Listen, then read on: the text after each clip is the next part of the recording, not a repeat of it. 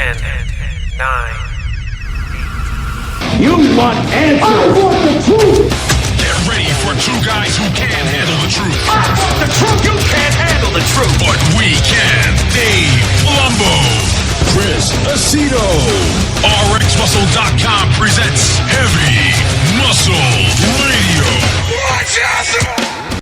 Welcome to another episode of Heavy Muscle Radio. I'm Dave Palumbo, and I'm joined, as always, by the technician, Chris Aceto, on this December 4th, 2017 afternoon. Now, Chris, you know, I've noticed that, and I've been doing this probably since the beginning of the show, whatever it was, 8 years ago we started. I feel like I have to have an angry intro for some reason. I don't know why. I feel it has to be tough because it's Heavy Muscle Radio, and we have tough love on the show, and we tell the truth and all these things. So I feel like I have to be a little more aggressive. Well, now that you have Logan, I guess you've decompressed. You have a little 2-year-old running around, and you have another one on the way. Yeah, a couple. It could be any day now. And you have the snakes to bring you peace. That's right.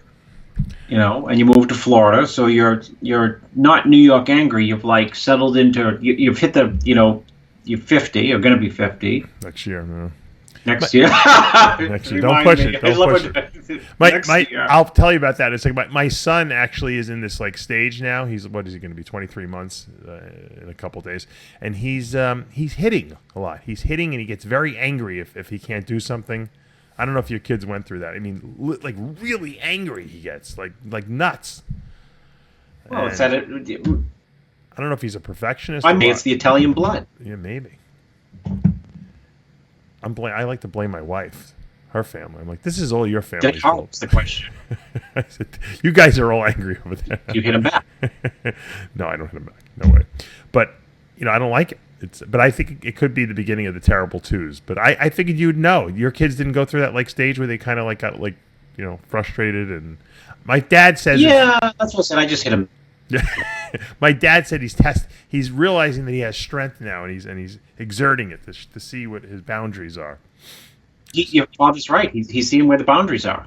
Yeah, isn't that funny? Right? My dad. That's the only insightful thing my dad has said probably for the last 6 months. But well, it's very insightful. Yeah. Actually, it's very normal for them to test boundaries. It's just like when they're a teenager, they think they can come out, or whatever. When you're a teen, you try to, tell your parents, I'm smarter than you or whatever. Or you try to stay out later than you can. You try to test the boundaries. Yeah. And they figure that out quickly. A lot of boundary testing he's doing lately. I actually went to see my dad. We went and visited him today, and he was. I love when he's eating. My wife was always like, "Why do you want to go? He's going to be eating lunch." I'm like, I like when he's eating lunch because I can see him interacting with the other residents there, and it's not like us just sitting in the hotel, sitting in his room. It looks like a hotel place. That's why it's so nice. It's not like just sitting in my dad's room while he lays in bed and falls asleep every 2 seconds. So he has to be attentive. The only problem is that it's risky because you never know what my dad is going to say. Because I don't know if he's going to insult someone. Like today, he was there and he was doing great, and we were having a pretty good conversation. He was eating his food. Of course, it was falling all over the place.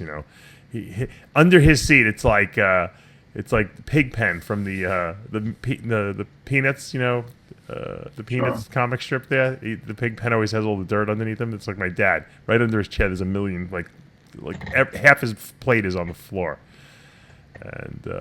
Out of nowhere, he says, there's a woman sitting next to him in a wheelchair. Well, they're all in wheelchairs, essentially. But, yeah, because I was just going to say, sorry.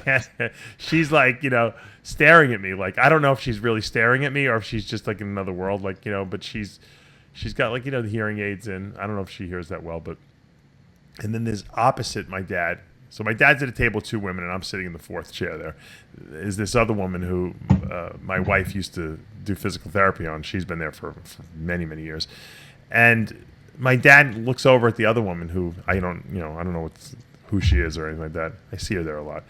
And he's like, you look like you're wearing a parachute. Which is obviously making fun of her outfit, And now I don't know if she understands what's going on. She looks like she lost all the color in her face, and I'm like, Dad, you look like you're dressed for the North Pole, because he's got 14 jackets on, and he's in Florida. And I try to deflect it and make a joke. No one laughed, no one smiled, not one person at the table even moved. Made any any emotional responses. So I don't know if she heard him or picked it up. And like about 60 seconds later, she turns her wheelchair around and faces the other direction. So, and no one's talking. Basically, no one. My dad is talking so loud that you can hear him in this little.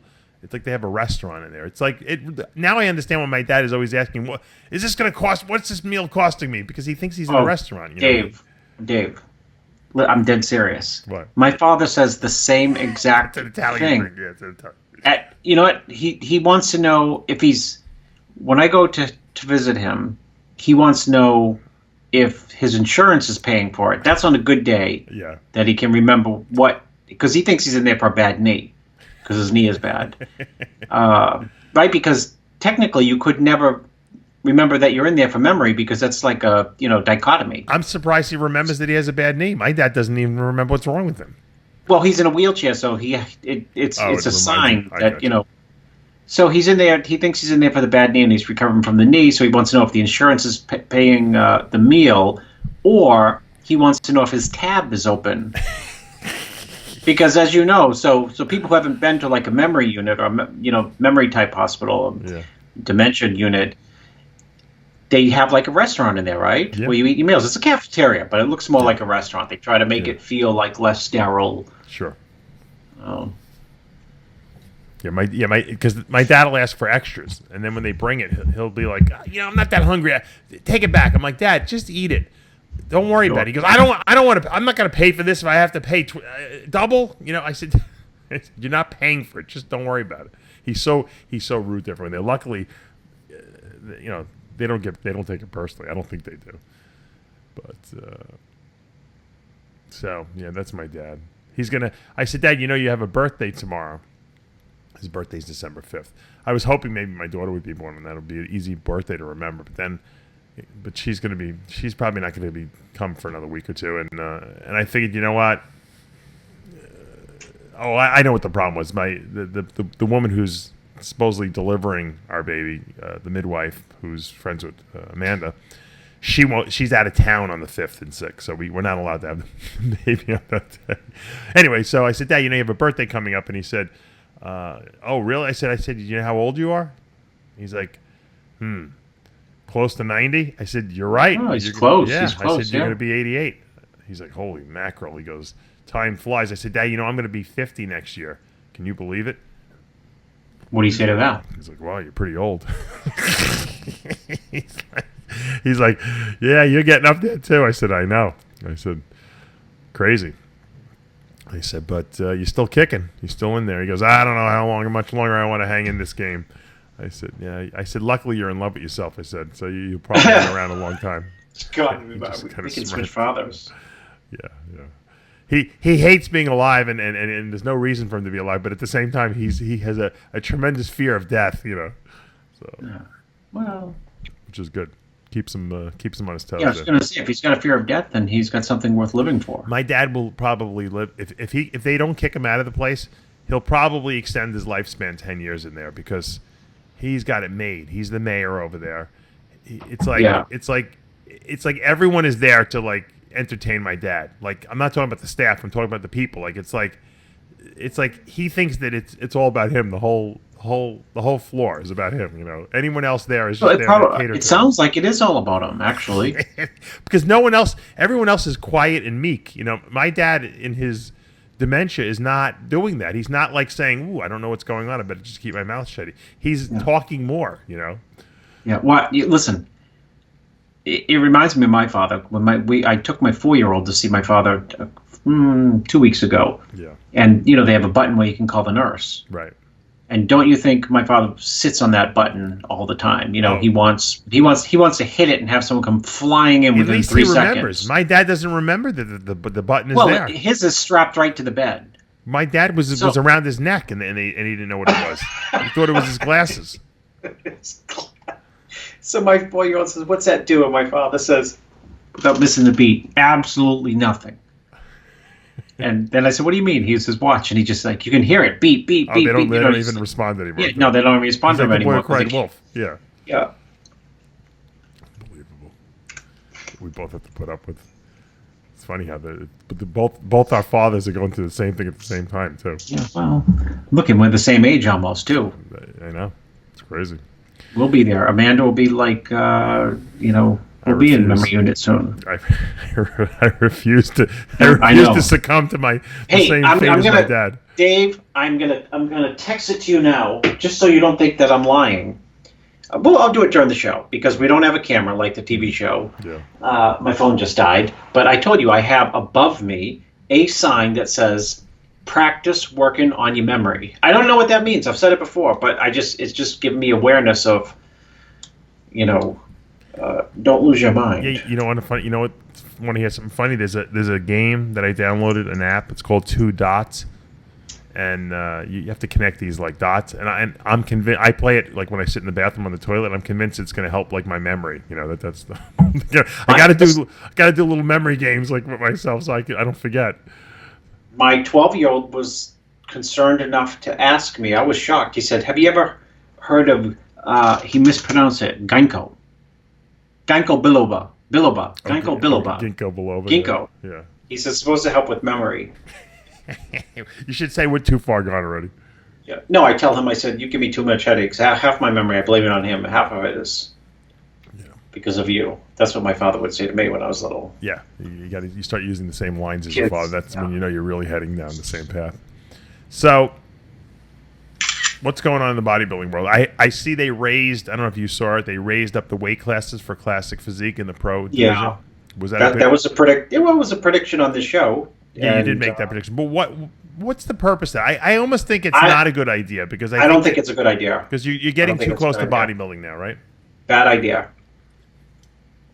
I do too. Bad idea. It's funny because the IFBB Pro Classic Men's Physique weight classes were raised last year, and they never raised the NPC ones. So there's a discrepancy. Now they raised them again, and they still didn't raise the NPC ones, and there's even a bigger discrepancy. So I don't understand why the amateur and the pro weight classes wouldn't be the same. I mean, because this way, listen, does that make Dave, sense? it's a bad idea. It's a bad idea. I'll tell you why it's a bad idea.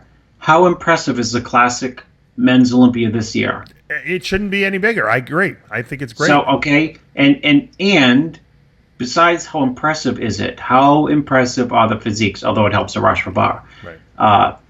Do you know how impressive? Dave, wait. How impressive are the physiques? The answer is like enormously impressive. Mm-hmm. And even though it's enormously impressive, how distinctive and how different do they look compared to the open men's bodybuilding? Not night and day. 300 nights and 300 days. Well, you know why they're doing it. By increasing the weight. God only knows. I don't know. You know why. I'll tell you why. If you can't answer the question, think about it. You and I think about things the same way. Was it for one person or something? No, it's not for one person. No, I don't know. No, it's for everyone. They don't want to lose anyone. They don't want these guys going up to the open division. They don't want these guys going to the open division. Like who? Like anyone. Chris Bumstead, what is he, 25 years old? I mean, 24 years old? You think he's going to be able to... he could stay in the classic division, but, maybe he'll think, well, you know what? I can go into the open. People are saying I can win the open, if I did that. And I'm not saying he's going to or that's what it is. I don't know. Yeah. I don't talk to the guy. You think that's the reason? I don't know. Because they want to give them more, like a little bit more space so they can, all right, I can gain another 5 Giving people more space is like... you give them some more rope to hang themselves with. Yeah, it's going to ruin the because physique. You know what? If people, once you GH and insulin it up, you're done. Yep. Because that's the point of because making you know what? They didn't. You know what? They didn't have it in the golden era, whatever they call it, the golden era. Right. And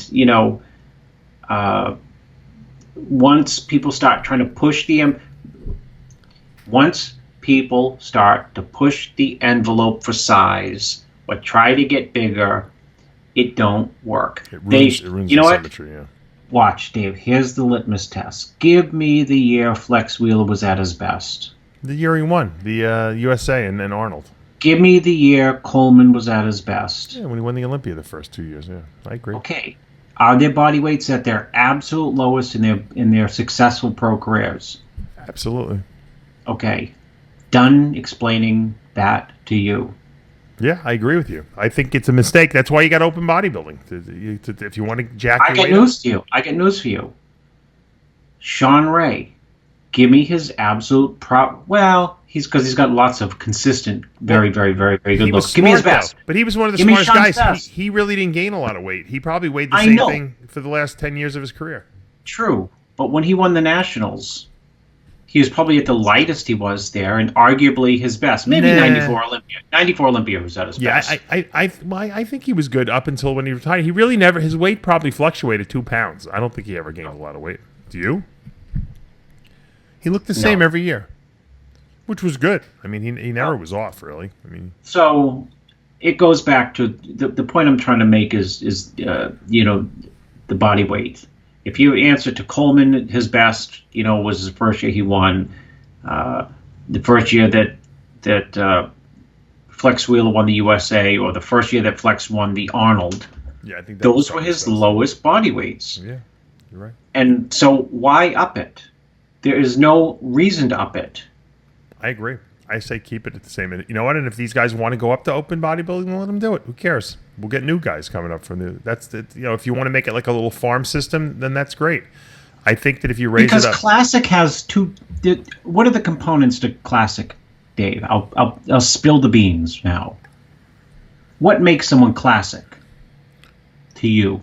to me, structure, What destroys structure? small waist. What destroys small waist? Yeah, too many drugs and getting too big. Yeah, you got it. Well, that's why why Classic works so well, because it's weight restriction for your height. Yeah. Once you Well, cut- you know what, Dave, is the reason I harp on it and just throw that out there. Drugs and whatever your answer was, drugs and pushing trying to get big, is because it's a very special class, if you ask me. I mean, I've said that from the day it started, that Classic would not carve a niche. It would grow and become more popular than the men's open bodybuilding. I said that, and I stand by that. And I don't know now, because if you keep trying to get bigger, well, maybe lines go away. they want to replace men's bodybuilding with it. I don't know. That's could be maybe Yeah. that's how men's bodybuilding should be. Should everyone in the pro rank should have a restriction on their weight according to their height, and you could raise that up to you can keep raising it up every year until you get to a point where okay, this is the ideal Mr. Olympia. Don't get me wrong. Even though I just said that about Classic bodybuilding, I still want to see the freak of freaks. And I make think it more people exciting, want to of see the course. freak of freaks Yeah, make too. it more exciting, but you're gonna lose some of the aesthetics definitely when you start getting bigger. Look, I like I said, I'm sure it'll work, but if they're gonna raise the pro weight classes, they really should raise the amateur ones as well. I mean, it's silly to have a huge discrepancy between the amateur weight classes and the pro weight classes. Dave, watch this. What weight class is? What division is it? Figure with the crazy, wacky V tapers. Who's Figure Miss Olympia? Oh, yeah, Sydney Gillen. Okay. Add. So her and the two girls who are to her left and right. Yeah, Latoya Watts and Candice Lewis. I mean, those are crazy physiques with crazy V tapers. Tell them to go up in weight. What? And not tell them to go up in weight, but encourage them to gain 5 pounds, which I know proportional compared to like so and so. Chris, let's look at it from this perspective. Meaning their lines are going to go away. When women's physique first started, I remember that I was at the show, that it first started. But when it first started, okay, the way the girls looked then, those 3 girls you just mentioned in the pro figure division would be Miss Olympia. 1, 2, 3 in women's physique. The way they look now, don't you think? I mean, they still, well, I don't know about that, but I'll tell you this. I think their physiques are insanely. You don't think insane. all 3 of those girls could have beat Dana Lynn Bailey at the first Miss Olympia? Oh yeah. Piece of cake, destroyed them. Right. Okay. Well, I don't know. Dana Lynn Bailey had like bigger cap delts, more muscularity. I don't think so. Well, maybe I'm wrong. But my point is by trying to gain muscle mass,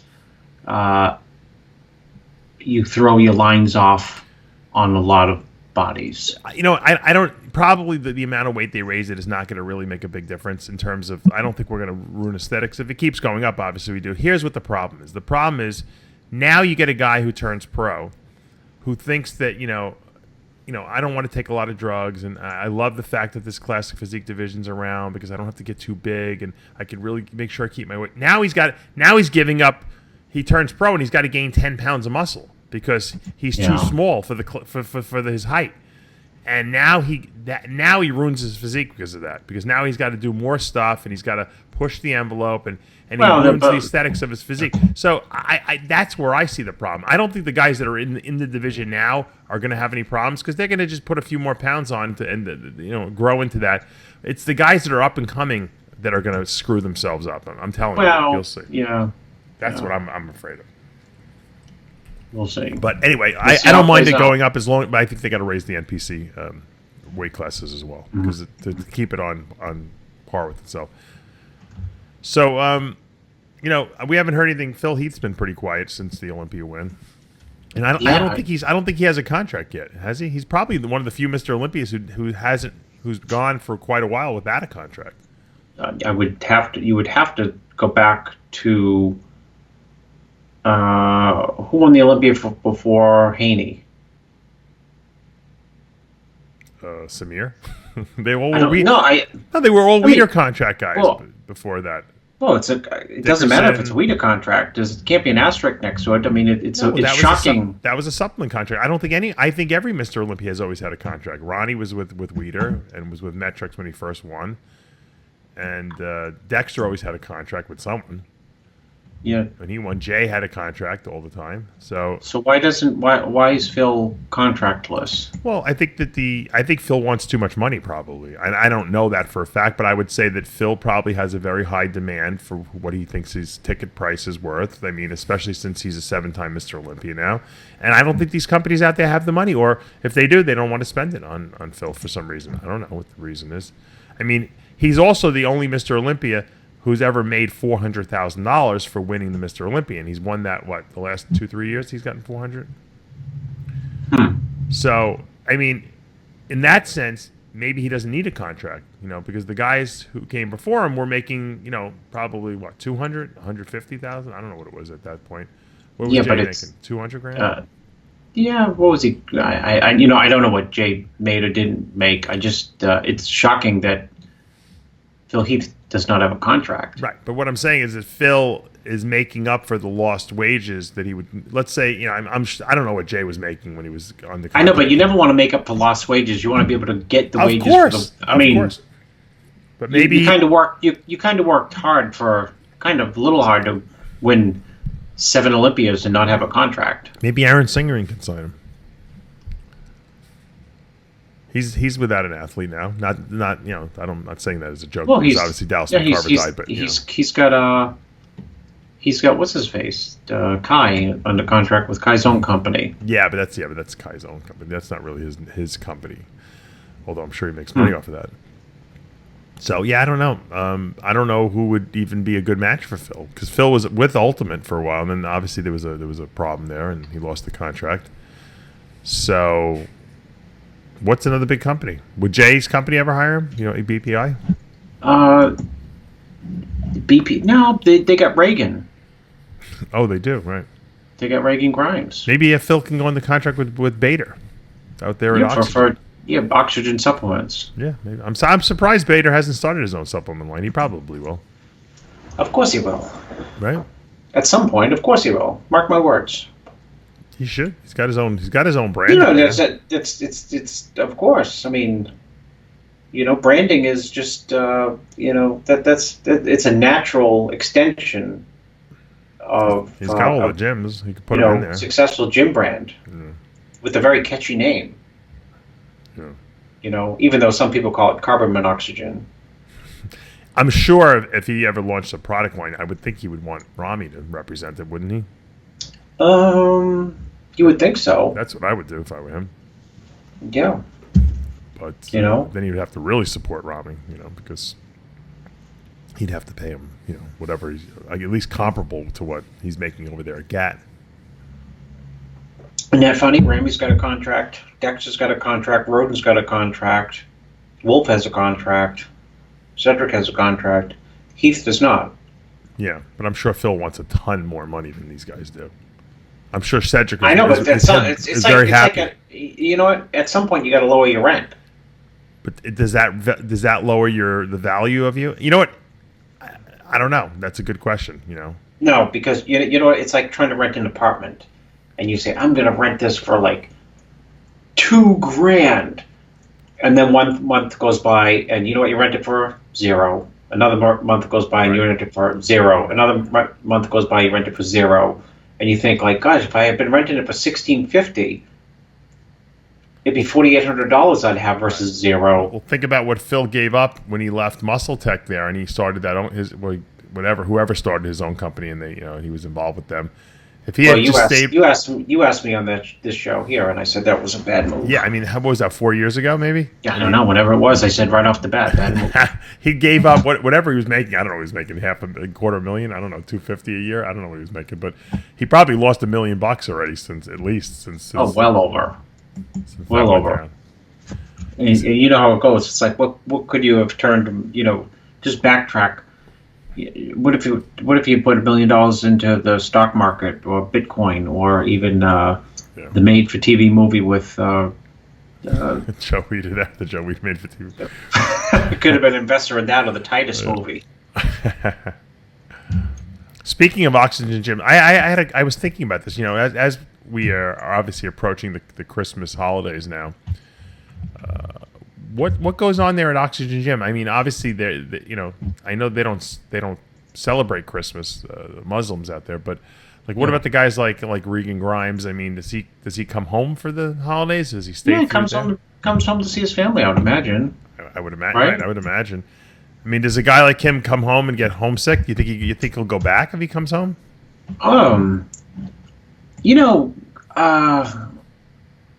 That's a good question, because he's young, I mean, he's either going to come home and get homesick. That's I know he has a girlfriend. Will he miss his girl? I mean, do you think he misses his girlfriend? He goes home, hangs out with her. When he told me he was going out there, first thing I thought of is he'll never survive without his girlfriend. Right. I told someone that. They said, why? And I said, maybe he really loves it. I could survive without my girlfriend. I said, because you don't even really love your girlfriend. You're just kind of comfortable around her. I said they have a very him and his girlfriend have a real good relationship. So when you have a real good relationship, you miss that. So it's funny how someone tried to compare themselves. Which I could, I don't think I'd miss my girlfriend. So no, you'd be into the training and the food. Right. I'm going to hit you with the question again. So if he goes home for the Christmas vacation, back to wherever he's from, Canada there, and he hangs out with the girlfriend for the week there, and he's supposed to go back, you think he might just say, well, I'm not going back, I'm staying home with my girlfriend, I think that's in the realm of possibilities. That would be a disaster if that happened. Imagine that. They'll be like, no bullshit, where are you? No, he'll be like, I'm hanging out with my girlfriend, Oh my God. Who else could jump ship there during the Christmas holiday? Rolly won't jump. No, Rolly won't. Rolly's probably getting Christmas presents from them over there. He's happy. Yeah. Who else? Nathan Diasha. I bet he'll go back. I guarantee he'll go home for the Christmas holidays over there into England. But then he'll go back because he's not that far. So he'll definitely. He gets out of all the responsibility of having to take care of his kids, raise his kids. His kids are young. So. Well, yeah. How many kids do you have? I don't remember, but. No, I know he misses his family, though. Nathan definitely does. But, Nathan does well over there because it's a money thing. He saves a ton of money. It's not really that far. Because think about it. Reagan is in Canada, which is far. Nathan is in the UK. It's not that far of a flight if he has to go home for, a weekend or so. I'm trying to think. Who else is out there now? I don't know who's there. Let's see. What's his face? Brandon. Sergi is there. Isn't Sergi constant? Oh, Sergi. No, he'll stay there. Yeah, he will. He doesn't care. Yeah, he loves bodybuilding too much. He'll do anything to get big. He could do his social media from anywhere, so Yeah, exactly. they'll probably build him a little studio, because he's got the crazy following on social media there. Yeah, if the supplement company is launched, he's the perfect person to sign. It pays for itself. Any money they're pumping into him, pays itself back immediately. Exactly.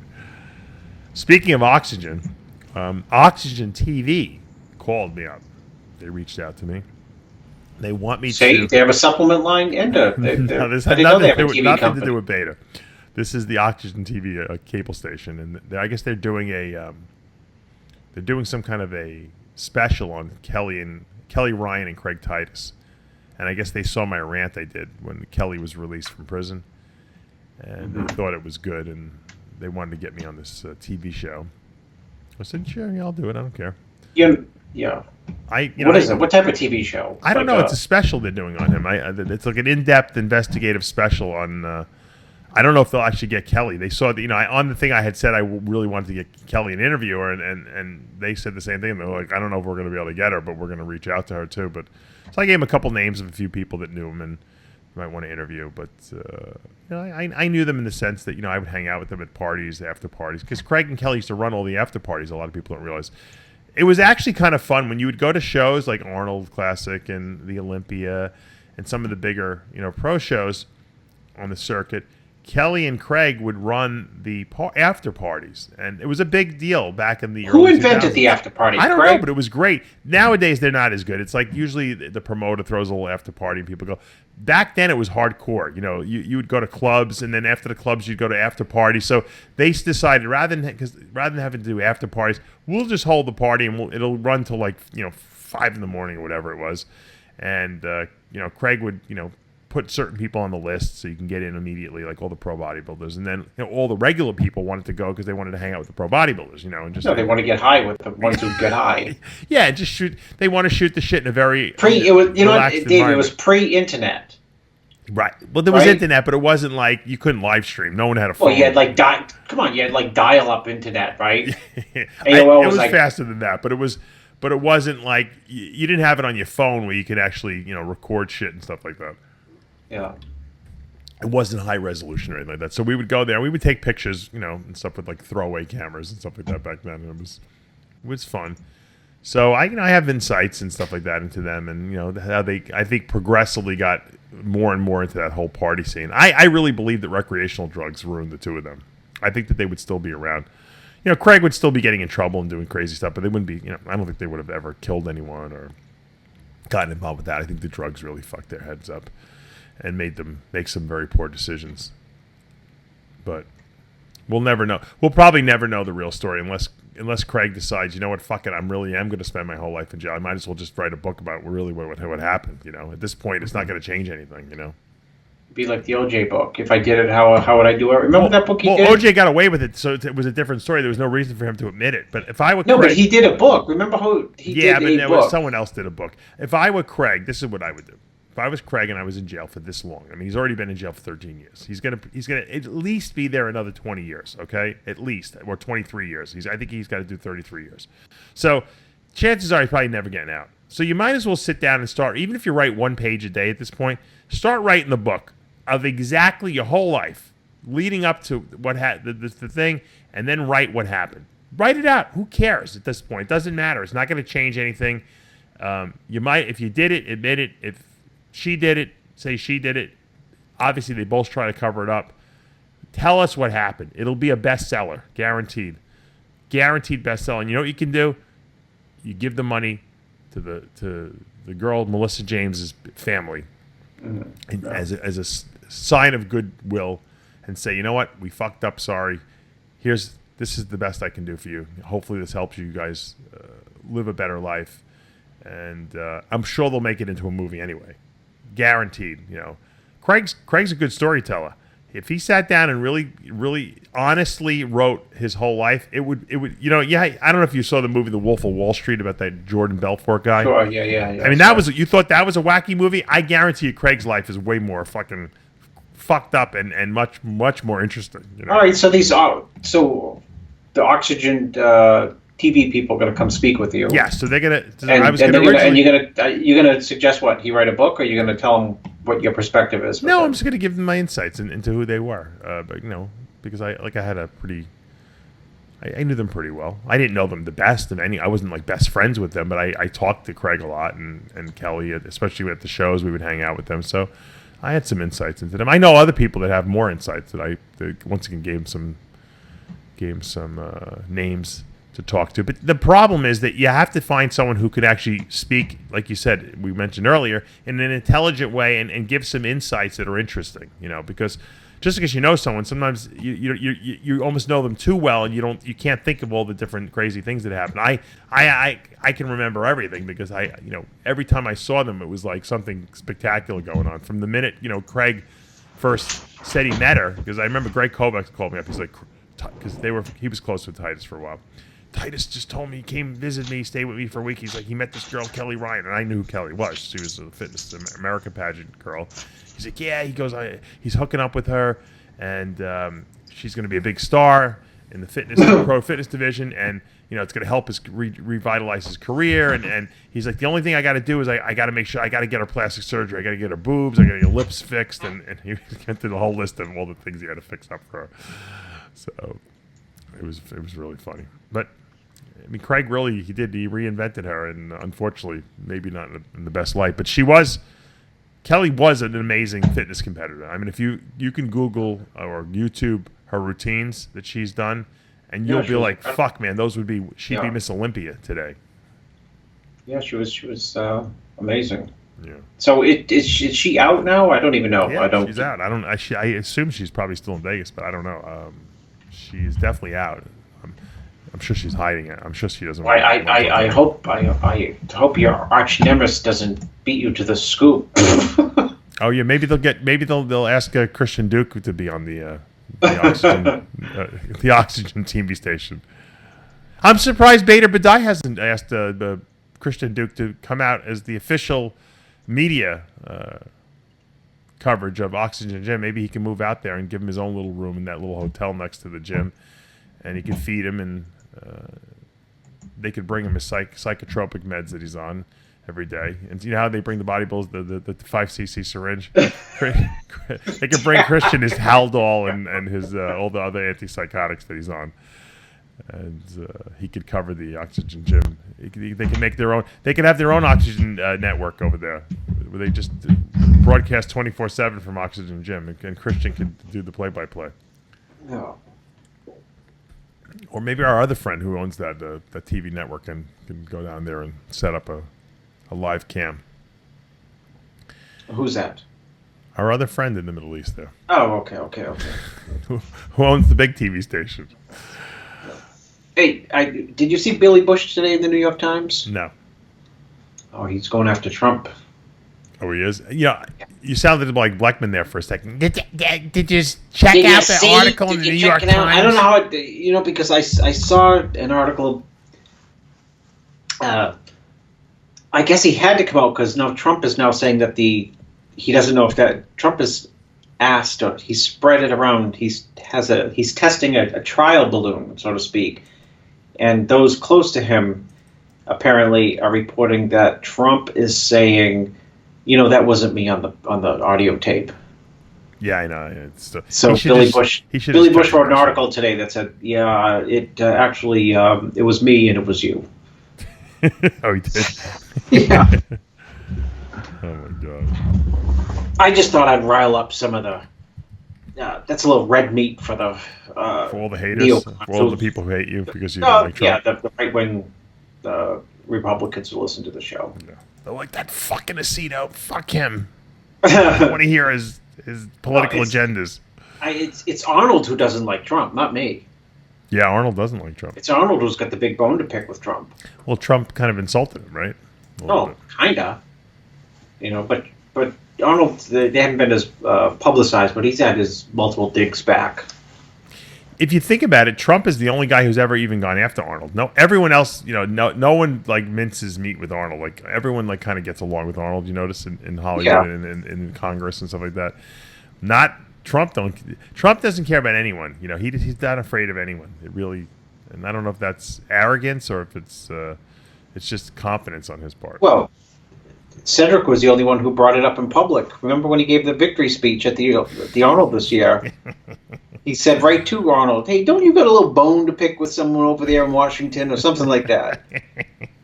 Only Cedric can get away with that, yeah. Absolutely. So someone sent me an article. You know, we have all our listeners always send me the funny articles, which is good because I don't have time to sift through all the stuff that's out there. And the article was about medical marijuana and marijuana, or legal marijuana is now all the rage. I know in Florida here now you can get legal marijuana. You know, if you have a marijuana card, which is supposedly just basically paying $200 essentially. It's like buying a pro card. You pay $200, you can buy marijuana legally.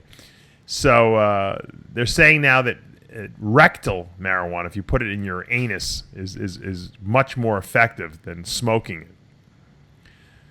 Now, you know, I don't even know. They're saying if you put it in like a suppository form, that you can absorb it better. Like Thymucase. Yeah, right. Remember the Thymucase suppositories they used to have years ago? What was that supposed to do? A Thymucase suppository? You remember that?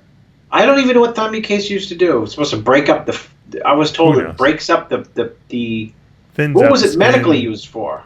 I don't know. It's like, I don't know. The guys, we used it, I remember back in the day, came from France, and you'd rub it on, at least the ones I used. I used to rub it on your skin, and it would break up, I don't know, they said it would break the fat up, I don't know. They had injectable and suppository Thymucase. Right, yeah. You couldn't smoke it, though. No, Troy Moore was Unlike, the first person I've ever heard talk about Thymucase suppositories. I never heard of anyone mention the Thymucase suppositories except for him. And I said, well, what are they doing up there? Because it's not affecting your glute muscles. It's affecting your rectum. I said, it's not. I didn't understand why the suppositories. Well, that's why I just brought it up. I just, where, if it's supposed to disperse fat, how's that work? Right, but in other words, like if you put it, I guess it would just get it into your system. I didn't think it had to go systemically. I thought it worked, topically, where if you put it where there was trouble areas, we would put it on before we'd go tanning or listen, cardio. You know there was injectable Thymucase, right? Yeah, I don't know. I think that was for helping drug dispersion. I thought that was what that was. Do you know anyone who used injectable Thymucase? No. Okay. Did you? Yeah. You did. Well, that was big back in the 80s and 90s. I know. That's what the guys used that. There was also remember the Triacana cream? The Triacana cream, and I told you you mix it with the Thymucase, right? Yeah, the best was the Pecutacreme. Pecutacreme was in the little ampules you have to break off. Pecutacreme was like a combination of gasoline and T4. Right. And you would put it on your skin, and it would melt. I mean, it would. When the first time when you're a kid, you put Bengay on. Yeah. Or like icy hot. Yeah. And it burns your skin. Mm-hmm. Especially in the olden days, when Bengay was like more, or icy hot was, before there was icy hot, there was Bengay, and Bengay had like a burning agent to it. Yeah. Do you remember what those Pecutacreme ampules looked like? They were like really archaic looking glass. Yeah, you'd have to shatter the glass like on a Bugs Bunny commercial cartoon. You couldn't crack them off. You had to break the glass, right? You'd have to saw it off, right? It didn't have a crack, like a crack-off thing, or at least I used to always cut my hands open on it. But I'll tell you, I knew a guy who injected the stuff. You weren't supposed to inject it. It was a rub-on. He had to go to the emergency room. He called me up. He's like, I injected Pecutacreme. I said, well, you're not supposed to. It's a rub-on. He's like, my leg is on fire. I said, well, you better go to the hospital. I didn't know what to do for the guy. I was like, I never heard of that before, Yeah. It's like injecting bleach into yourself, and guys have done that too, believe me, because if you remember back in the day, they used to fake windshield. They would put bleach in vials and sell it like fucking nutcase. They used to put, what else did they put in there? WD-40. But no, not WD-40. Armorol. Armorol. It was Armorol. It wasn't bleach. It was Armorol. And yeah, I knew guys that had to have their legs cut open because of that. Yeah. You'd have shiny muscles. I taught my secrets to becoming a diet guru course this past weekend, and we were talking about that. I said, I said I'm glad that I didn't have to compete, nowadays, because back in my day, I said they had fakes, but what people would do is they would try to fake or counterfeit what was really out there. So if you were smart enough and you had if you were enough of a Sherlock Holmes, you can figure out that what you had wasn't the real thing, because either the expiration dates weren't stamped on there, they were actually printed with the labels, or the corners of the labels were rounded, they should have been sharper. You had to know all the clues. Nowadays, everything is made underground, so it looks all the same. There's no way to tell if it's real or not. It's just, is there really drugs in there, because it's not being pharmaceutically made. So it's a whole new ball game nowadays. You don't know what you use unless you get it from a pharmacy, which is far and few between. Yeah. So, anyway, yeah, no. So how do we get suppositories? You would marijuana suppository. Marijuana rectal, yeah. According to this doctor, rectally it's actually a lot more preferred because of the volume of absorption. You can put a lot more and it gets absorbed a lot better. But not everyone is open to this way of administration, Kogan says. We've had so many other products now with so many modes of delivery that smoking, in my option, is very archaic and has very little clinical applicability. Yeah, but people would enjoy probably smoking more than they would enjoy swallowing a pill or eating a brownie, right? Yeah, you would think. No, because people enjoy smoking. According to Romano, though, the eating, when you eat it, it lasts a lot longer, and it's not as good as smoking. According to John Romano, who's a marijuana expert, I must add. Of course. I don't know. We know there's something in opium that helps pain, and we're able to pharmaceutically develop morphine and other analgesics from it. But we wouldn't say to people, "You have pain? Why don't you smoke the opium?" he said. Well, I'm sure people would love to smoke the opium. That's what they do back in the... Yeah, but that's not a good analogy, because people were smoking pot for, they're just not the best analogy. Yeah. Paul Farnan, an addiction specialist at the University of British Columbia, likened a recommendation to smoke medical marijuana to a doctor handing out a prescription to light up an opium pipe. I don't agree with that. I don't think that's the same thing.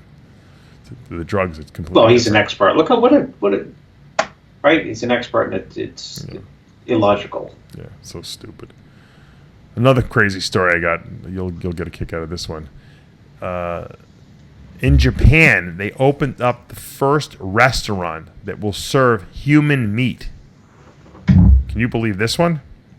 No, that's insane. Where's a scary restaurant nicknamed the Risotto Ototo no Shokuru Ryukin, which means in English, edible brother, opened its doors to the Japanese public and from all over the world, where it offers its customers a varied menu where prices range from $100 up to 1,000 euros. That is to say, the dish with human flesh is more expensive. I don't know what this is. International news sources have reported that a tourist from the country of Argentina was the first man to eat human flesh at the Edible Brother restaurant. The dinner, I think, seemed like eating pork, he said, in the restaurant. They cooked the meat with spices. It tastes so good, it's unnoticed. Oh, my goodness. Isn't this crazy?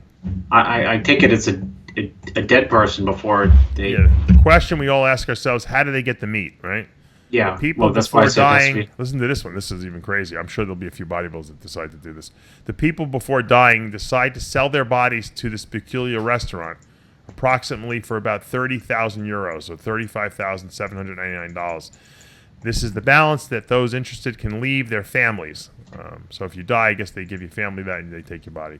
Logically, they are only your family can claim the money, of course, yeah. So you don't get the money up front. You gotta die first, and then they give your family the money, and they take your body. What a fucking crazy, completely crazy nuts. Thing. Are we losing our minds? This society? Yeah, I'm just gonna say that. What's wrong with these Japanese people? How could they let this restaurant, operate like this? Well, there's not enough options available. There's not enough pigs or chickens, and you don't think that they're going to start killing people and people that are vagrants or living on the street, poor people in India? You don't think they're going to start killing them and freaking delivering them to this restaurant? I guess the question is it going to catch on? Who the hell wants to eat another person? I mean, Well, I what guarantee, person in their right mind? they're probably somewhat busy, right? You know what? You get these like super rich people that like are bored with their lives. They'll probably go there for like, they'll spend $1,000 on on a big Rami steak or something like that. You know what I mean? Yeah. At least as bodybuilders, we might be exempt because we have steroids. They're like, we want all natural organic. We don't want all that steroid meat. I'm like, good. Leave me alone then. I don't want anyone fucking filleting up my fucking glute muscles. For dinner. People are fucking crazy, Chris. I'm telling you. I don't know what this world is coming to. It scares the crap out of me. Too many crazy people out there. John Lindsay had a show this past weekend. The Tournament of Champions. They had a pro men's physique division. And Tristan Murray, all the way from Davenport, Iowa. He must be the only pro from Iowa. He won. He's got to be. Or one of the very few. Andre Smith was second. Placing third was Aria Safia. So congratulations to those guys. I can't believe they're still holding shows. I think this is the last show of the year. Lindsay's show is usually the last show of the year. Let me check out the IFBB website. I know there's the next show is February 10th. Okay, so that's it. Season's over. And we're still doing radio shows. Season's over. That's 2018. No, I know the season's over. In other words, I think that this was the show of the year. Arnold will be in 2018 will be held the March 1st through 4th weekend. This is going to be the 30th anniversary, Chris, of the Arnold Classic. Were you at the first one? Yeah. Who won it? People get mad because they think I was not there, but I don't think they had an expert. Robbie, and I think they just DQ'd Samir for that show. Oh, did they really? Was that they drug tested? No, not for the first one. You sure? Yeah. Sean Ray got, that's the year Sean Ray in 1990 lost the prize money. That was the year they drug tested. Rich Gaspari won in 1989. Yeah. He won on condition. Who was second? I wasn't Robbie? There. Probably Robbie Robinson. I wasn't there, so I don't know. You know. I can't remember, dude. I told you about Dementia. Will Cedric defend his title this year? Of course. He will. Okay. So he had a long year. He just competed, and now he's going to be competing again. Yeah. Yeah, no, it is a long year, but, that's his show, right? That's his Olympia. He better do it, right? Well, he's always the story of that show somehow. I'm sure Arnold probably... What I mean? Don't you think Arnold called him personally and says, listen, Cedric, I need you to do the show? Do you think Cedric's going to say no if Arnold calls him? No, he wouldn't say no if Arnold called him, but well, wait a minute. I think Arnold, yes, of course he would. Arnold tried to get him to do the Arnold in Brazil after he was fourth that year, a couple of years ago, 3 years ago, when he was fourth, and Arnold made the big stink the next day about Arnold thinking he should have been first, and that the judges should be replaced. That was a quote from Arnold. But then again, Arnold don't like Trump either, so who knows? And anyways, they said, Cedric, why don't you come down to Brazil? And Arnold's like, Cedric's like, no, I'm not going, dude. Yeah. Sid put up an old RxMuscle classic video of me, just me training back with Jimmy the Bull Paletti doing back. The video's been up before, but put it on our YouTube channel. Did a little classic YouTube channel. So if you guys want to check that out, I was like 315 pounds in the video. So I know a lot of people ask me about that. So it's on our YouTube channel and on RxMuscle.com. Also, Sid put up a video of me. I guess Tyler had shot a video of me eating at the buffet at the Nationals, which is ironic. And you know why it's ironic? I was just going to say, what's ironic about it? No, I don't know what's ironic about it. I'll tell you what's ironic about it. Steve Carroll's in the background. No. You were arrested and thrown out of the buffet for eating too much. I spent a lot of money there in the buffet. And then the next day they kicked me out of the hotel because when Steve Carroll kicked me out of the venue, I went and was going to hang out in the lobby of the hotel, and the cops told me I couldn't stay there. And I said, "Why not?" In the hotel, the Hyatt Regency. I said, "I spend a lot of money in this hotel. Why can't?" Even though I stayed in your condo, I was eating at the hotel. I said, well, why can't I want to go eat at the hotel? Why can't I stay in here? She's like, you have to leave. I said, Good thing they didn't kick you out of the condo. I said, why? I said, why? She's like, well, I'll tell you when you go outside. I said, okay. Well, I don't think the Miami police would lie to me, right? So I went outside. That's a tactic. Yeah. Well, I said that purposely, and I have it all on tape too. I haven't released the video yet, but I'm not. I probably won't, but I have it on tape if I have to. I walked outside the venue. And I said, okay, now tell me why I was asked to leave the hotel. They walked the other way and say, sorry, we got you out of the... No, she's like, this is private property. I said, yeah, well, I was spending money on this private property for the last 3 years, and I just spent $150 or $300 over the last 2 days here. So why do I have to leave? What did I do? Disrupting the peace. No, she didn't even say that. Nothing. She didn't give me an answer. Of course she didn't say She's like, well, I don't know. I said, I didn't do anything. That's why you don't know. I said, so why would I have to leave? It's private property. I said, well, how come these other people can say I'm private property? Well, I'm asking you to leave. I said, why? No one can give me an answer. So, it's all right. I'm not going to eat there anymore. I'm not going to go to the Nationals anymore, that's all. Not as long as it's held in that hotel and Steve Carroll's with the promoter, that's for sure. Even if I was asked to come back, I won't go. Not as long as he's in there. Not wasting my time. What else? Let's see what else is going on.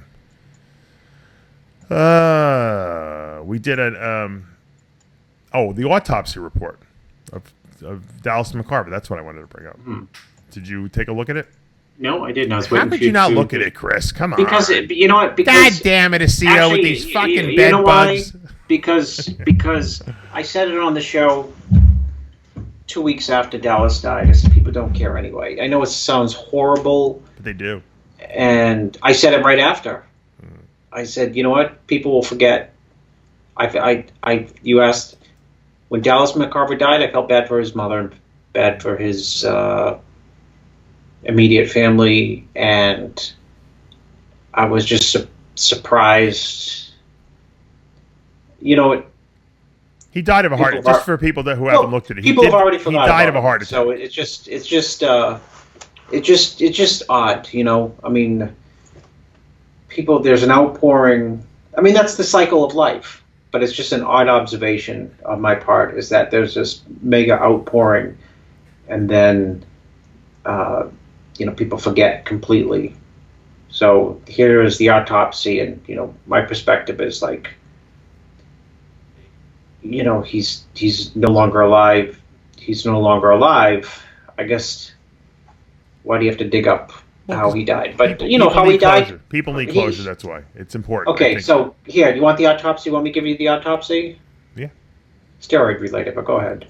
No, but he had a major blockage in his descending coronary artery, which provides the left ventricle with blood. I mean, he basically had a heart attack. Now, it's steroid related. Was it steroid related? I don't know. Yes. I don't think so. I think you know what though. You really can't prove that because do steroids cause blockages in the coronary arteries? I don't think so. Well, it was steroid related. Anyone who doesn't think that it was steroid related is, I just can't believe someone would argue that it's not. In other words,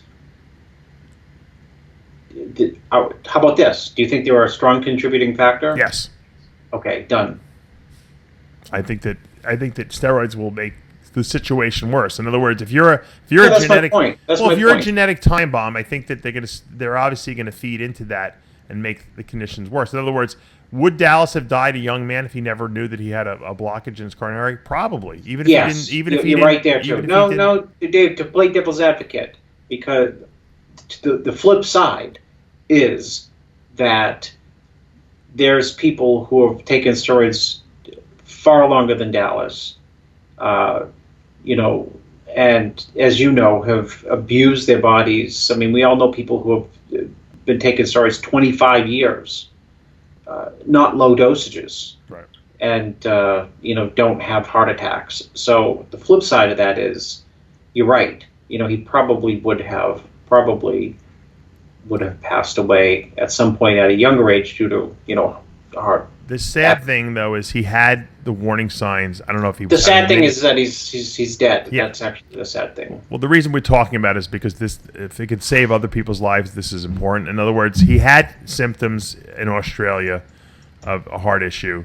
I don't know if it was mini heart attacks or it was like some angina pain or whatever it was.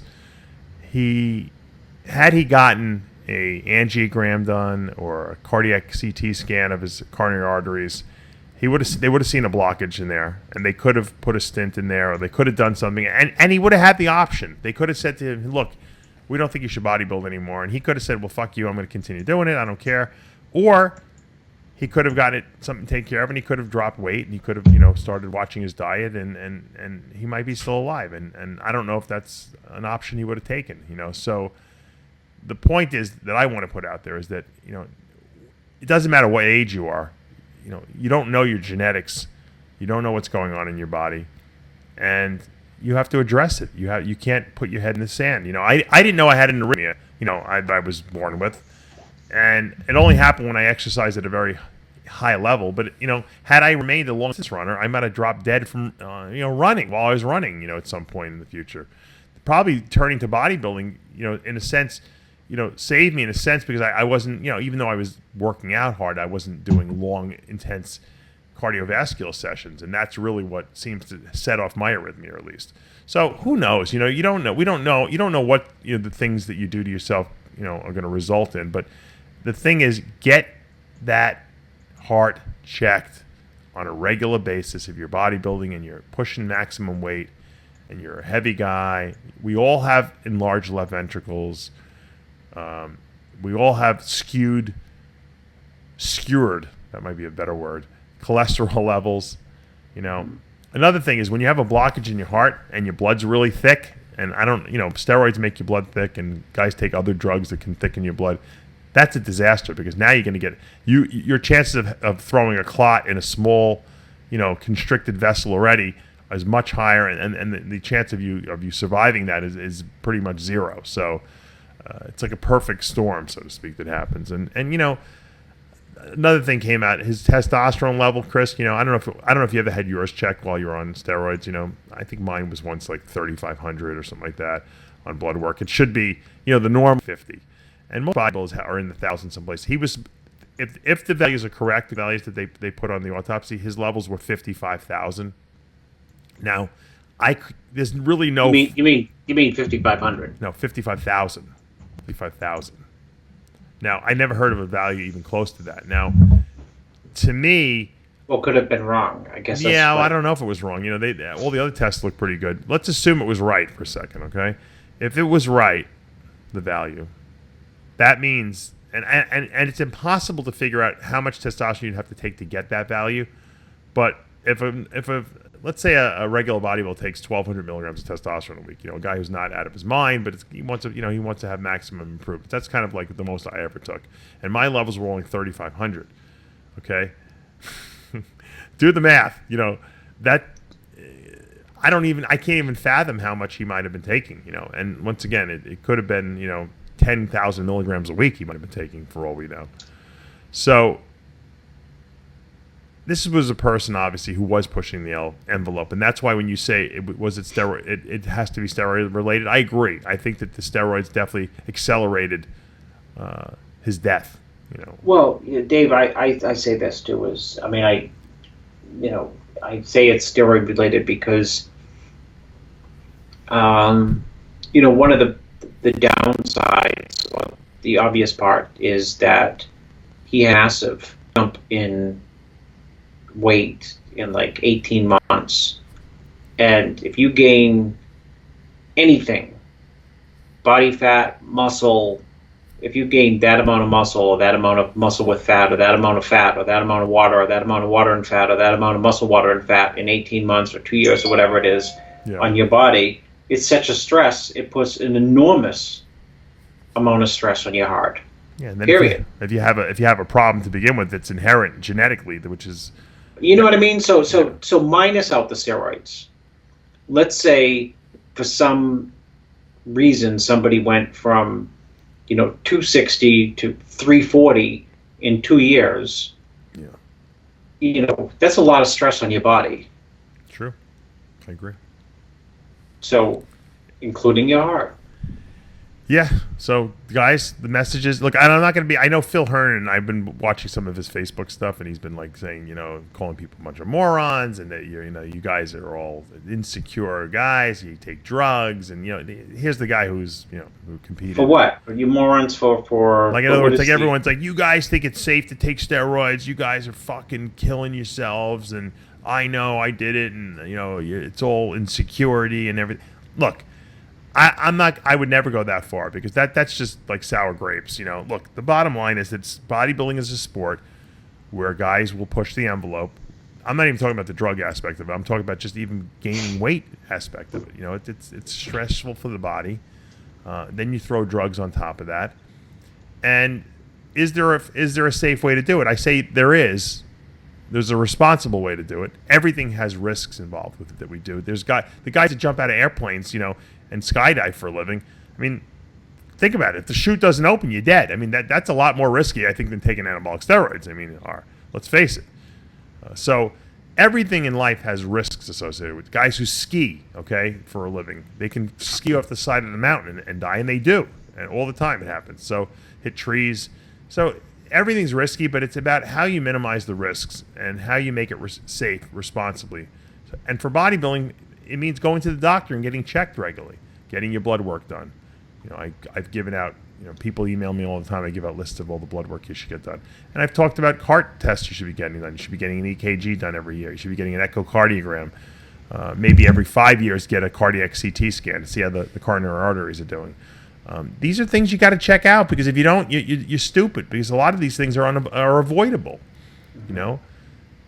My newest thing that I've been telling everyone is you go get a blood sugar monitor. I've said it on the show a couple times already. $9 they cost in Walmart. You have no excuse. Check your blood sugars. Fasting blood sugars in the morning should be under 90.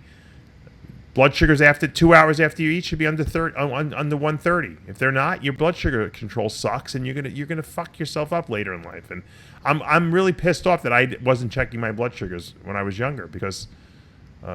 Who knows what they were? I don't know what they were when I was taking growth hormone and everything like that. I mean, they weren't obviously excessively high because when I went for blood work, my fastings were never like too high, but they might have been a little high, running a little bit high, which is cumulative damage, So you gotta really make sure that you check yourself out and you don't keep your head in the sand because everything we do in bodybuilding it adds a little bit of a risk, when you're competing, and you gotta keep on top of it because. You don't want to be the guy who drops dead in your kitchen, while your kid's playing, in the walker, okay? Because you're going to ruin your whole family's life. You'll be dead. It won't matter to you, but you're going to destroy your family, and it's going to affect, the next generation. So, guys, be responsible, please. I mean, don't just walk around and think it's cool. Oh, yeah, I'm going to take more drugs, whatever. I'm a huge advocate of bodybuilding. I love it. I love the sport. Even though it's risky, I love it. And I think there's a responsible way to do it. I'm not going to say like Phil Hearn thinks that, he's all negative on the whole sport. I'm going to get him on Iron Debate. We're going to get him on Iron Debate because now he's in Florida. I'm going to make him come to the studio. And I want you on that show. And I want Romano on that show. And Phil, maybe we'll get Lee Priest on the show. And I want to talk about these things because, is there a responsible way to be a good bodybuilder? And I think there is. What would you say? Of course there is. Yeah, of course there is. I mean, if that's the position, there's none, then, that's an odd position. I mean, you don't think like that? Are you of the opinion after you see all these people dropping dead, like Rich Piana and this one and that one, and this one has a kidney transplant? Are you at the point now where you are sully? You're like, I don't want to see anyone bodybuild anymore?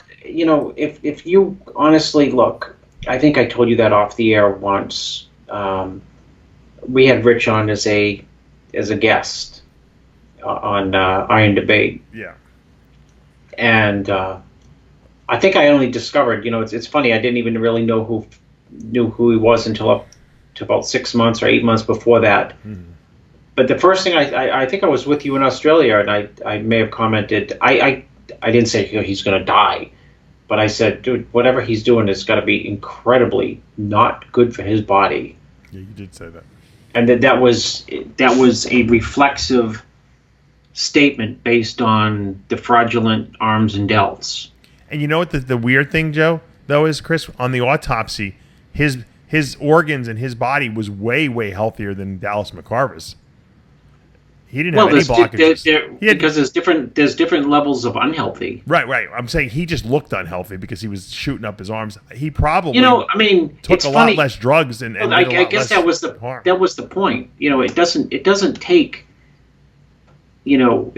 a lot to make the rookie or supposedly uninformed evaluation of someone to say, wow, what they're doing has to be unhealthy.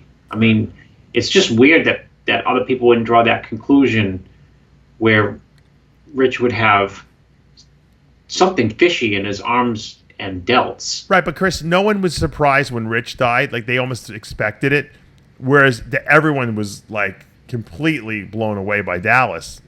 Obviously Dallas was loved by a lot of people. He was a terrific person, so I think people were upset with that. But no one seemed shocked like when Rich died because he was always one of these guys who was living on the edge.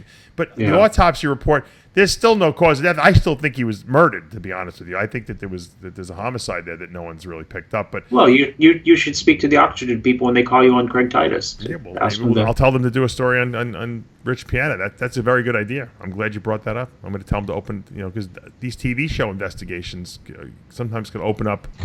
You just won't be able to go to the set. They'll probably arrest you and throw you right off. If Steve Carroll's running at you, damn right they will.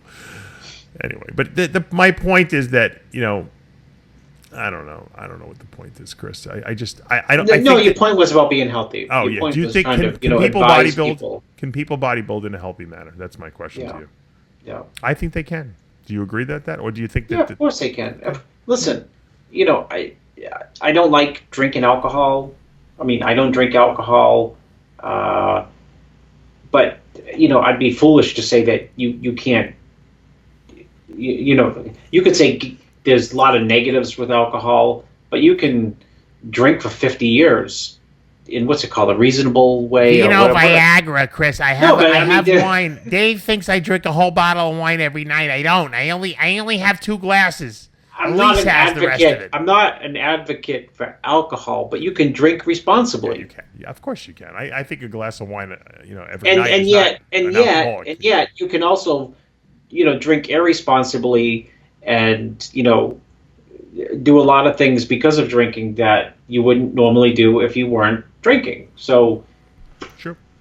Can you body? Yes, of course you can bodybuild. I mean. Arnold didn't take gumdrops for supplements when he was getting ready for 1973 Olympia. He looked pretty damn impressive there. Yeah. 73, 74, 75, 1980. There's a lot of bodybuilders that are doing fine health-wise in their 40s, 50s, 60s. But then you got guys like Mike Monterazzo who also got dealt a bad hand genetically in the heart department. And he had Did Mike always say his... I don't know. Mike had mentioned in the past about having heart issues in his family. He does. His dad. And I didn't even talk to Mike much.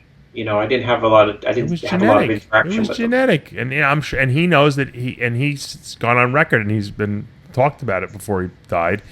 That he, the way he ate, a lot of red meat and a lot of junky food, to try to get big, and the steroids just was, that combined with his genetics was his death, was a death wish for him. Essentially, that dealt him the hand that he got, and he regretted it. He said, and I a lot of guys would say they don't regret it, but Mike had a family, he had a wife, and he had a kid, and of course he regretted it because he didn't want to leave that that family, and so that was a very sad thing that happened to Mike, because a lot of guys, I don't know anyone who doesn't like Mike Monterazzo. Everyone liked him. He's just a likable guy, Superbly likable guy. So, but there were guys that did the same thing that Mike did, and they didn't have the problem he had. So there's a genetic component. That's my point. To the flip side is people who did a lot more things than Mike and do a lot more, and continually do a lot more. In other words, yes, I jumped. Might sound like I jumped the gun, and I believe that steroids were a contributing factor strong contributing factor to the passing of to the death of Dallas McCarver. But the flip side is, to argue it the other way, is we know people have been doing stuff for 25 years nonstop, gung ho, Yeah. and are fine. Do you think that Boston Lloyd looked at the autopsy report when he saw that when he saw that Dallas McCarver's testosterone was 55,000? You think he's saying, "Fuck, man, I thought I was using the most stuff. I got to up the dose," or do you think he's like, "Shit, I better cut back. I don't want to die"? I don't know because I don't know him personally, but I should have texted him. No, because he was on the show once, and he was actually very good on the show, Iron Debate. So I would imagine because he was good means he's logical. He would probably get a little fearful. I'm going to ask him because he's got his wife is pregnant, or I don't even know if they're married yet. Ariella Palumbo, who everyone thinks is my daughter, who's not, but we just have to say his name. Yeah. Dave, daughter. People say it all the time. They're like, "Oh, your daughter. How's your daughter doing?" I'm like, "What daughter? My daughter hasn't been born yet." They're like, Ariella, that was dating Boston. I said, "That's not my daughter."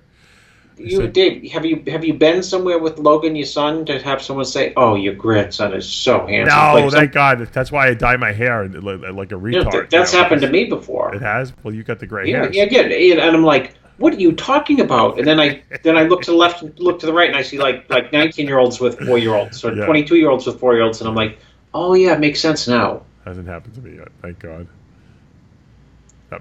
That might blow my ego. Yeah, that might do it. That's why I have to pretend I'm young, even though I'm not. Luckily, I don't have a lot of wrinkles in my face. Well, that's why you're into this all blood sugar thing. You want to stay young. Yeah. Oh yeah, because I want to live. I choose life over death, and now that I have a family, now I have a responsibility to stay alive. So. Yeah. You got life insurance, by the way? No, I couldn't get life insurance. Oh, I got it. Why couldn't they? Because you're a bodybuilder, and Phil Herndon said you couldn't get it. Called them up and said. Yeah. You know what? Because I have a heart arrhythmia. That's the real reason. Believe it or not. Because they consider that a risk factor. Of course it is. It's crazy. Yeah, they wouldn't give it to me. They denied me. Didn't you get denied a few times too? I got denied. I did. Because you had the cancer. Because of the cancer, right? So I have some life insurance, which I pay a lot for. Yeah. But I tell you, who do you think in bodybuilding has the best policy of all time? Jay. Of course, because he was smart enough to. He's, when you're like 20 years old and they're like, get life insurance now for $7 a month, and you're like, life insurance? What do I need life insurance? Here's Jay's logical mind. Gee, someday I'll die, so I'll need it. So he has some crazy, ridiculous policy. And I said, how much do you pay for it? And he pays like $17 a month. I said, how do you pay? Something. It's insane. He's had it for 20 years already. He's had it for 20-something years. That's crazy. Who does Jay leave his money to if he dies? I don't know. Because he doesn't have any kids. I don't know. That's another thing that's really kind of depressing. Maybe I can get on his. Maybe I can get in on the will or something. I'm just saying, it's depressing to have to make a will. We did a will, my wife and I. When my son was born, we redid the will, and it was like, holy mackerel, this is the depressing type of thing to do. But you got it, guys. You got to have a will out there because families will kill each other over your money if you have money. If you have no money, it doesn't matter. But if you got to have a will. I know a family, Dave. I'll tell you off the air because you might kind of sort of know them. Okay. They have been, 91, 211. I'm going to tell you how long they've been disputing their father's will. Oh, yeah, you told me the story before. Yeah, I know them.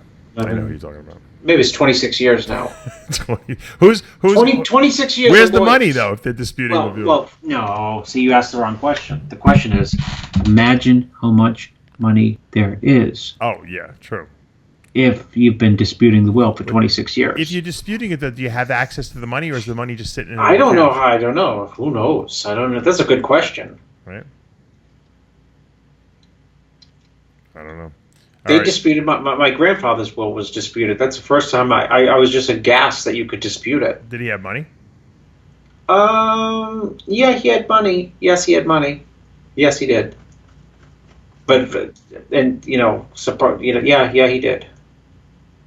Well, my father didn't see any of it, but he did. Your father lost, obviously. Yeah. Well, therein lies the dispute. He lost the dispute. Yeah. So I'm sure. You guys are not talking to. It wasn't like it was like in boxing, undisputed. It was a disputed technical. I'm assuming you don't talk to that part of the family then. You know how Italians are, dude. right? There's always like feuds, Drama going on, right? Yep. It's always over money too. So let's say I end the show on the quote of the week, which is kind of interesting. Maybe it's applicable. I didn't see any applicability when I found the quote of the week, but I knew by the end of the show I would find some. And here's the applicability. You know, we're all passionate. All us bodybuilders are passionate about bodybuilding, right? And at some point in your career, you're going to have to stop bodybuilding. Hopefully, you get a nice long career out of it, and then you can kind of retire, and you still have your health. Some guys, they find out they have problems, or they tear muscles, and they have to end it prematurely. But the quote of the week is applicable. Our passions are the true phoenixes in life. When the old one is burnt out, a new one rises from the ashes. And isn't that true, Chris? I mean, we all have like passions, but there's always ways to reinvent new ones. They're always coming around. So if you don't have a passion, life is not even really. It's just mundane. I think that's why people die early. A lot of times they don't have passions. Listen. I tell if you know what kills a lot of people. I know you're going to get the answer to this one. Retirement. Yeah. And people will tell you that. I know a lot of guys. My grandfather told me that. He goes, if I stop working, he goes, I'm going to die. So he worked till in his 90s, because he liked it, and Well, and it's something to even if you don't think you like it, I mean, obviously, if you hate it, that's not a good position to be in. But which means you probably die young anyway. Yeah. But even if you don't love it, there's for a lot of people in work, there's a lot of excitement about it, because it's something new every day. Unless you're doing the same thing every day. Yeah, you're right. You're absolutely right. So that's why I always tell people my advice for a lot of people. And I know Gerald Williams actually quoted. He wrote a book, and he actually quoted me in that book. I told him a long time ago, make sure you always have multiple streams of income. Very important in life. Well, this way, if one dries up, there's still another one there. And I know you have that, and I know probably. Was my quote in there? What's your quote? You got to be making money while you're sleeping. Yeah, no, it's true. It's true. I swiped that from Warren Buffett. Oh, you did? Okay. But I just said you have to have multiple streams of income, and you know what? In that same light, you have to have multiple streams of passions. In other words, multiple interests. Because if your only interest is bodybuilding, competing, and you hurt yourself, you're going to want to kill yourself. But if you have another interest, you can kind of divert your attention to when things are not going good in the bodybuilding world. Then when your body heals up, you'll go back to bodybuilding. But it's the same thing with income. You always want multiple streams of income in case one dries up. Same thing with passions or interests in life, whatever you want to call it. You got to have multiple interests. You got to have multiple things that give you pleasure, whether it be collecting baseball cards, playing video games. I don't care what it is, making pizza pies on the weekends with your kids. Something has to give you pleasure so that when you have something go wrong in that one area of your life, you can go to that other thing you have and still be happy, okay? And still have appreciation for life. And that's the best advice I can give you guys out there. If I learned anything in my almost 50 years that I've been alive, it's that always have multiple ways of making money so that you never feel dependent on one source, and always have multiple interests in life. The other day, my mother-in-law had a birthday on Thanksgiving, actually, and I didn't know what to buy her. I hate. My dad always turned me off to buying like Hallmark cards. These cards that have someone else writing something in there. He hates them, right? He hates them. I always had to make him a card, so that's been ingrained in me. So I said, I take my mother-in-law out to dinner. I buy her stuff all the time. I'm gonna make her something. So I always come over to the office and work at night after Logan and my wife go to bed, like we're doing the radio show right now. And I got my paint set out. I hadn't used it in probably 2 years, 3 years. And I said, I'm going to paint her a card. I'm going to paint her face.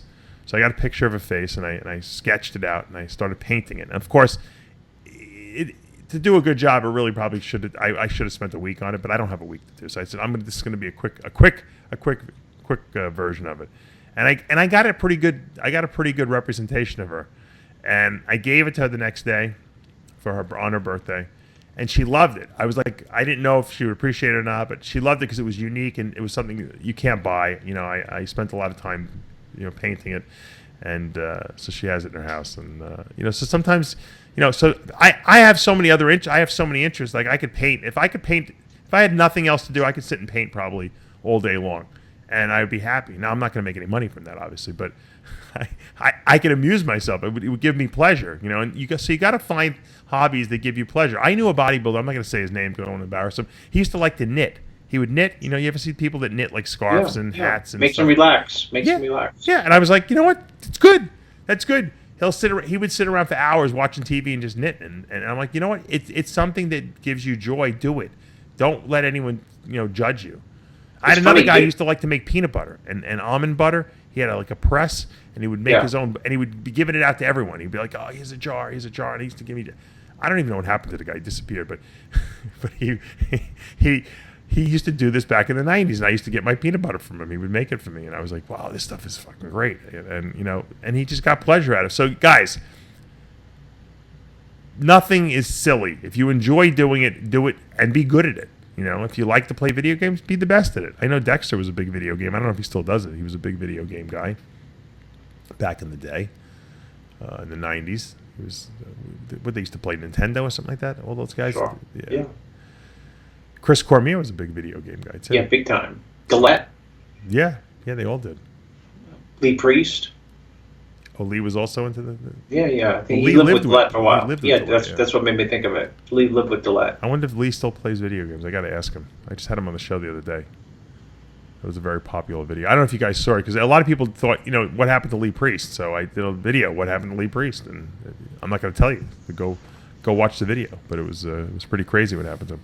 He didn't get arrested by the Miami Police Department, did he? No, but he said he would. He said he probably would have if he was there with me. Oh, did you bring that up? Yeah. Damn, only you. Enough already. You gotta tell everyone. Did you know that I was arrested? No, I didn't. He knew department? that, but he said if I was, it might not even been on the show. I think he said we were just bullshitting. He's like, yeah, if I was, I definitely would have been arrested. I said, yeah, you would have gone to jail. I would have had to bail you out, Lee. No. So, anyway, I once again, I like to give people advice because I know people have things happen to them. They tear muscles, they hurt themselves, they can't go to the gym, they get sick. Always have another interest that could distract you from bodybuilding. Because you know what? At some point, a doctor may come and tell you, you know what, you can't bodybuild anymore for whatever reason. And it's a lot less traumatic when you have something else going on in your life. So on that note, we are out of time. Until next week, remember, with Heavy Muscle Radio, the truth hurts. Call 911 now!